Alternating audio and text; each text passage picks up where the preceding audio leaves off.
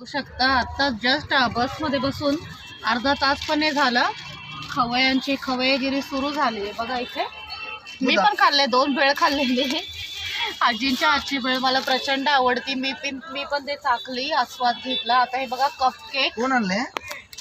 तिकडे परी बघा बिस्किट घेऊन बसले. तिकडे बघ मामा म्हणे. मामा आणले? मामाला तो थँक्स. मामानेच आणलंय तिच्या, आणि ती सांगते की मामाने आणून दिलंय मला म्हणून. कोण आणले बेटू?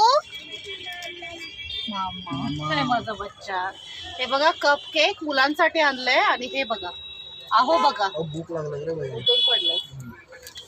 भेळही मागत होते पण मी दिली नाही त्यांना, कारण मला आजींच्या हातची भेळ खूप आवडते. आणि बेळगावला जाऊन पुन्हा कुठे मिळणार ना. पिल्लू असं बाहेर नसतं टाकायचं बाळा, असं नसतं वागायचं बघा. आणि पुन्हा बस थांबल्यावर पटकनात लवकरात लवकर जाऊन जेवण घेणार म्हणे, हे लोक जेवणार म्हणे.